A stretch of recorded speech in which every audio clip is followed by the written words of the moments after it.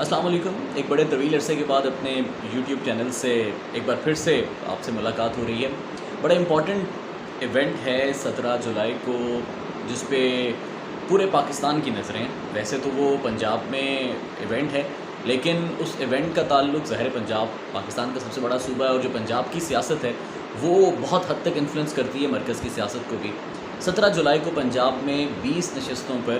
ضمنی انتخابات ہونے جا رہے ہیں. اب یہ 20 نشستیں کون سی ہم سب جانتے ہیں کہ کل یہ پنجاب اسمبلی کی 25 نشستیں تھیں. ان تمام ایم پی ایس کی جو یا تو 2018 میں پی ٹی آئی کی نشست سے پی ٹی آئی کے ٹکٹ پر الیکشن لڑے یا پھر انڈیپینڈنٹ الیکشن لڑ کے انہوں نے پاکستان تحریک انصاف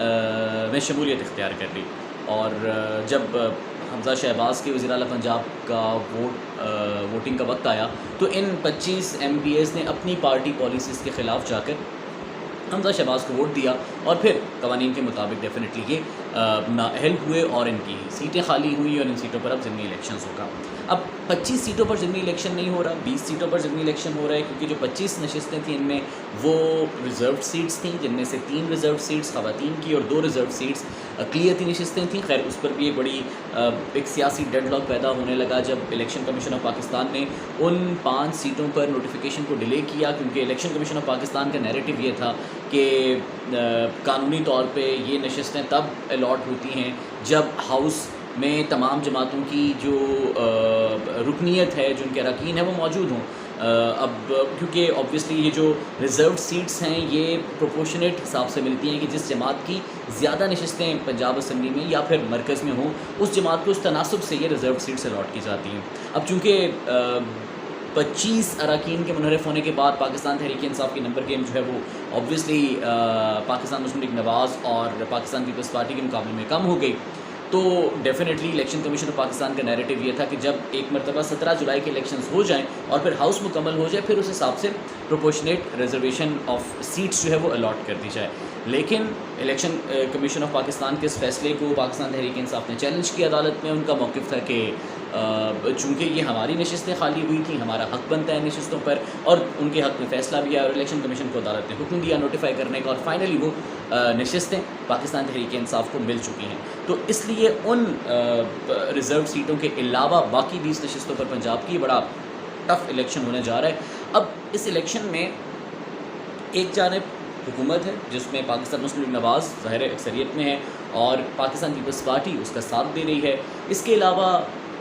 جو پاکستان تحریک انصاف اس کے مقابلے میں ہے اس کا ساتھ ہے پاکستان مسلم لیگ قائد اعظم. یہ دونوں جماعتیں مل کر حکومت کے خلاف الیکشن لڑ رہی ہیں. بیانیوں کا ٹکراؤ ہے ڈیفینیٹلی اور یہ ٹکراؤ اس مرتبہ پچھلے تمام ٹکراؤ کی نسبت ذرا مختلف ہے. مختلف اس وجہ سے کیونکہ مختلف کانسٹیٹوئنسیز میں ایک فیکٹر بڑا امپورٹنٹ ہے. ان 20 اراکین جن کے ساتھ منحرف اراکین کا ٹیگ لگ چکا ہے, منحرف اراکین جو انہیں ہم عام اصطلاح میں کہتے ہیں لیکن عمران خان کی جانب سے پاکستان تحریک انصاف کی جانب سے لوٹے ڈکلیئر کر دیا گیا. اور وہ جو ساری کہانی جس میں باقاعدہ بتایا گیا کہ جی اتنے میں بکے اور اس طرح سے ضمیر فروخت کیے گئے جو پاکستان تحریک انصاف کا نیریٹو ہے وہ ہم سب کے سامنے ہے. تو میں نے یہ سوچا کہ ہم ایک ایک کر کے ان کانسٹیٹوئنسیز کا ذکر کرتے ہیں. میں کوئی جوتشی نہیں ہوں, میں نے کسی سے حلقے میں بات نہیں کی, میں نے کوئی حلقے میں جا کے آن گراؤنڈ سروے نہیں کیا. میں صرف کچھ فیکٹس اینڈ فگرز آپ کے سامنے رکھوں گا. اس فیکٹس اینڈ فگرز کے مطابق صرف اس ہر حلقے کو ہم ایک ایک کر کے اپنی ویڈیوز میں اینالائز کرنے کی کوشش کریں گے. باقی آبویسلی جو ریزلٹس ہوتے ہیں وہ الیکشن ڈے پر بہت سارے فیکٹرز ایسے ہوتے ہیں اور ہمارے ہاں تو ہم نے یہ بھی دیکھا ہے کہ الیکشنز انتخابات سے ایک رات پہلے جو کہ انتخابات کی چاند رات جسے کہا جاتا ہے اس پر بھی بڑے ہوائیں بدل جاتی ہیں اور بڑے فیکٹرز چینج ہوتے ہیں. بہرحال سرویز اپنی جگہ, بہت سارے ہمارے سینئر جرنلسٹ ہیں جو کہ آن فیلڈ سروے کر رہے ہیں, لوگوں سے انٹرویوز کر رہے ہیں اور پھر اپنی ایک رائے ڈیولپ کر رہے ہیں. بہرحال میں آپ کے سامنے کچھ فیکٹس اینڈ فگرز رکھنا چاہوں گا. اس کی بنیاد پہ پھر ہم جانیں گے کہ جی کس حلقے میں کتنے نمبر آف ووٹس اس وقت رجسٹرڈ ہیں اور اس حلقے میں 2018 میں کیا ہوا اور اب کون کون سے فیکٹرز کس پارٹی کے حق میں یا کس کے خلاف جا سکتے ہیں. سب سے پہلے ذرا ہم بات کر لیتے ہیں PP7 راول پنڈی کا یہ حلقہ ہے اور یہ قومی اسمبلی کے حلقہ NA57 کے انڈر آتا ہے. اور اس حلقے سے پاکستان تحریک انصاف کے MNA NA57 سے صداقت علی عباسی جو ہیں وہ منتخب ہوئے تھے 2018 کے الیکشن میں. اور PP7 راول پنڈی سے سب سے پہلے ابھی جو 17 جولائی کو بائی الیکشنز ہونے ہیں اس میں پاکستان مسلم لیگ نواز کی جانب سے کنٹیسٹ کر رہے ہیں راجہ صغیر، جبکہ پاکستان تحریک انصاف کی جانب سے کنٹیسٹ کریں گے lieutenant colonel retired Shabbir Awan. اب مزے کی بات یہ ہے کہ 2018 کے الیکشن میں راجہ صغیر، جو کہ اب پاکستان مسلم لیگ نواز کے ٹکٹ پر الیکشن لڑ رہے ہیں، وہ 2018 میں آزاد امیدوار کے طور پر اسی حلقے میں لڑے۔ انہوں نے پاکستان مسلم لیگ نواز کے کینڈیڈیٹ اور پاکستان تحریک انصاف کے کینڈیڈیٹ کو ہرایا، لیکن یہاں پر بہت کلوز کنٹیسٹ تھا۔ پہلے نمبر پہ راجہ صغیر تھے 2018 کے انتخابات میں، آزاد امیدوار تھے، 44,286 ووٹ انہوں نے لیے تھے۔ دوسرے نمبر پہ پاکستان مسلم لیگ نواز کے کینڈیڈیٹ تھے راجہ محمد علی، انہوں نے 42,328 ووٹ لیے تھے۔ اور تیسرے نمبر پہ پاکستان تحریک انصاف کے کینڈیڈیٹ تھے غلام مرتضیٰ ستی، انہوں نے 40,332 ووٹ لیے تھے۔ یعنی راجہ صغیر جو جیتے تھے انڈیپینڈنٹ، بعد میں پی ٹی آئی میں شامل ہوئے، انہوں نے پی ایم ایل این کے کینڈیڈیٹس پر لگ بھگ کوئی 2,000 کے قریب ووٹوں کی لیڈ تھی ان کی، اور پاکستان تحریک انصاف کے کینڈیڈیٹ سے لگ بھگ کوئی 4,000 ووٹوں کی لیڈ سے وہ 2018 میں یہ سیٹ جیتے تھے، جو پھر بعد میں منحرف ہونے کے بعد ان سے ابھی ریسنٹ پاس میں سیٹ واپس لے لی گئی، اور اب وہ دوبارہ پی ایم ایل این کے ٹکٹ پہ کنٹیسٹ کر رہے ہیں۔ اب اس وقت یہ سیٹ فیوریبل کس کے لیے ہو سکتی ہے؟ سٹیٹس کے مطابق جو فیکٹس اینڈ فگرز ہمارے سامنے ہیں، کافی امپورٹنٹ حلقہ ہے یہ پی پی 7 راولپنڈی کا۔ کل اس کی آبادی 3,58,000 کے قریب ہے، جس میں جو رجسٹرڈ ووٹرز ہیں وہ 2,99,000 کے قریب ہیں، اور ان میں سے جو مرد ووٹرز ہیں وہ 1,55,000 اور جو خواتین ووٹرز وہ 1,43,000 ہیں۔ لیکن یہ اوور آل اس کانسٹیٹوئنسی کا یعنی پی پی 7 کا ووٹ بینک ہے، بٹ ہم نے دیکھا ہے بائی الیکشنز میں جنرلی ووٹ بینک جو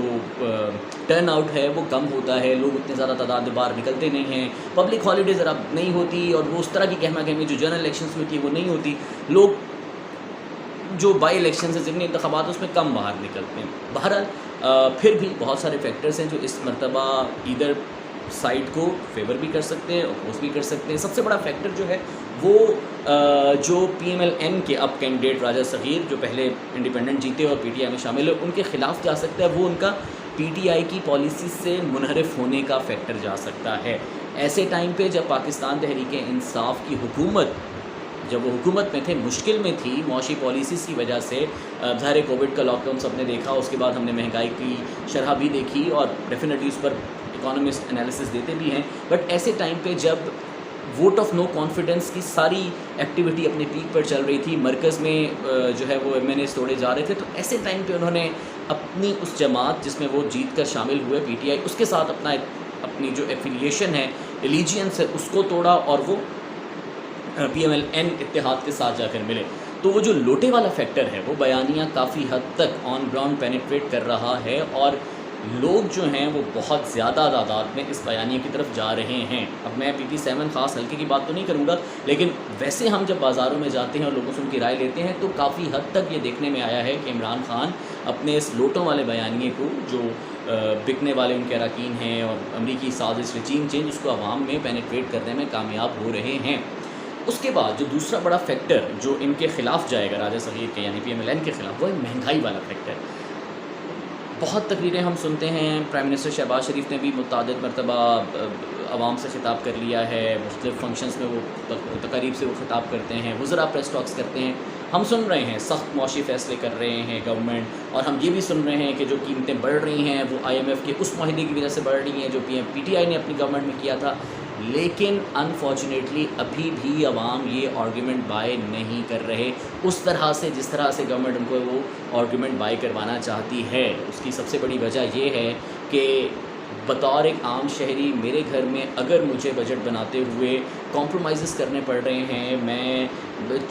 3 روٹیوں کی بجائے 2 روٹیاں کھا رہا ہوں، یا 2 وقت کے کھانے کی بجائے اب 1 وقت کے کھانے پر آ گیا ہوں، یا ابھی عید کے موقع پہ جب پچھلے سال میں نے عید پر 3 جوڑے بنوائے، ابھی مجھے 1 جوڑا بنوانا پڑ رہا ہے مہنگائی کی وجہ سے، تو میں یہ سمجھنے کو تیار نہیں ہوں گا بطور عام آدمی کہ آئی ایم ایف سے ڈیل کس نے کی کس نے نہیں کی،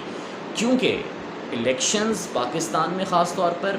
شارٹ ٹرم میموری پر لڑے جاتے ہیں۔ ہم نے ماضی میں دیکھا ہے، آپ نے پہلے 3 سال مہنگائی کی ہو، آپ نے پہلے 3 سال سخت پالیسیز اپنائی ہوں، آپ نے آخری سال میں آ کر آخری 2 سالوں میں آ کر اگر عوام کو ریلیف دیا ہو، تو جنرلی لوگ پچھلے 3 سال کی سختیاں بھول جاتے ہیں، وہ اس آخری سال کے ریلیف کو یاد رکھتے ہیں، جو کہ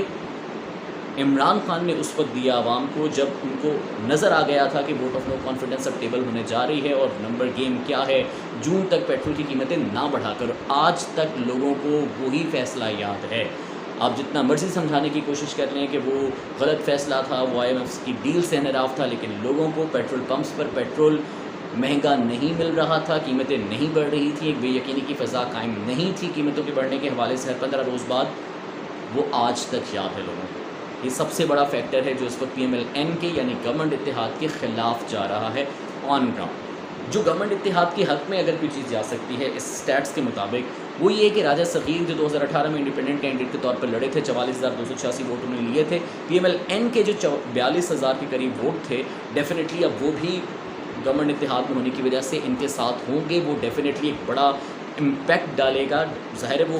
بائی الیکشن میں وہ پورے ووٹ تو نہیں ہوں گے کیونکہ ہم بات کر چکے ہیں ٹرن آؤٹ جو وہ زیادہ نہیں ہوتا، بہت کم ہوتا ہے، بٹ پھر بھی جو PMLN کا اپنا ووٹ بینک ہے اور راجہ صغیر کا جو اپنا ذاتی ووٹ بینک ہے، ڈیفینیٹلی دیٹ وڈ کاؤنٹ، کیونکہ ہم یہ فیکٹر نہیں نگیٹ کر سکتے کہ راجہ صغیر انڈیپینڈنٹ لڑ کے PTI کے کینڈیڈیٹ کو ہرا کر 2018 کے الیکشن میں اس حلقے سے MPA کی سیٹ جیتے تھے۔ تو بہرحال PMLN کا اپنا ووٹ بینک، راجہ صغیر کا اپنا ووٹ بینک، یہ ان کے حق میں جاتا ہے، ڈیفینیٹلی جاتا ہے، لیکن دوسری طرف ایک پورے کا پورا بیانیہ کھڑا ہے، امپورٹڈ گورنمنٹ والا بیانیہ، ریجیم چینج سازش کے نتیجے والا بیانیہ، لوٹوں والا بیانیہ، پیسوں پر بکنے والا بیانیہ، مہنگائی والا بیانیہ۔ اگر